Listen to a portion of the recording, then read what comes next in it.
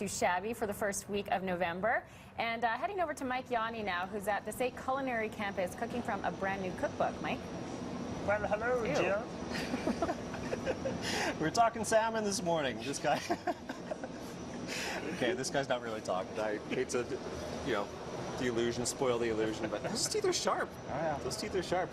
Chef Kevin Lapine joining me this morning at SAIT Culinary Campus. Steve, I like Kevin all the time. Steve, we're talking salmon this morning, and we're cooking actually from a cookbook from SAIT Culinary Campus, Seasons, which is actually pretty cool because it kind of different recipes through the seasons. That's correct. Yeah, we this year we came up with a cookbook with a whole bunch of instructors that collaborated and made a Seasons cookbook.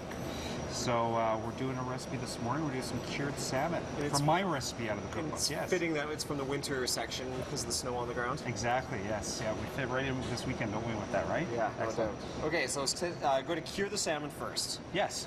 So the thing what we're going to do is we're going to put it in our equal parts of sugar and salt. So do I dump all this in? Yes, dump it all in. Okay. Okay. And I'm going to dump in the sugar there. And while I'm doing this, I'm just going to spread out a little bit of the grainy mustard over the salmon. Okay. Mix that up with your hands there too, Mike. We want to make sure it's nicely blended in. The reason why we add the sugar with this is it just kind of cuts down a little bit of the harshness from the salt. Okay. Okay. So we got a nice crust of the grainy mustard on there. We're going to put a little bit of fresh dill. Okay.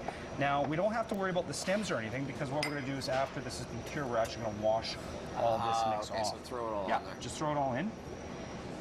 And then, in my opinion, a little bit of lovely brandy first thing in the morning on our salmon, right? Why and not? This just gives a nice little aroma and flavor to the salmon. And just a little drizzle over top, right? Okay. And then what we actually do is just start crusting the salmon. So just kind of sprinkle it all over.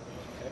What we're now, should it be a light sprinkle or go heavy with it? Really? Yeah. Okay. We want to make sure we see. Essentially, we're covering up all that flesh with this.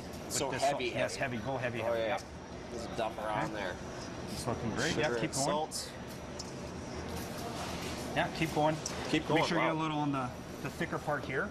When we're curing the salmon, we roughly want to do a cure for about 24 to 48 hours. Oh wow, so this is not something you make the same day. No, that's not exactly right. You want to make sure you do this at least 2 days ahead. Is that good? Keep going. Yeah, you're looking good. Going.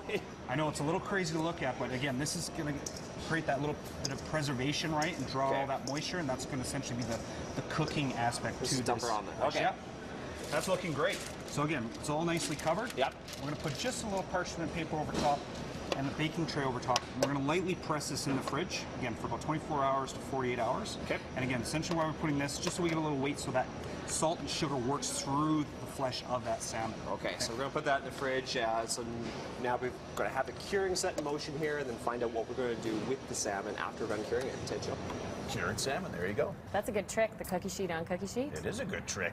They're full of tricks, those chefs over at the SAIT Culinary Campus. Thanks very much, Mike.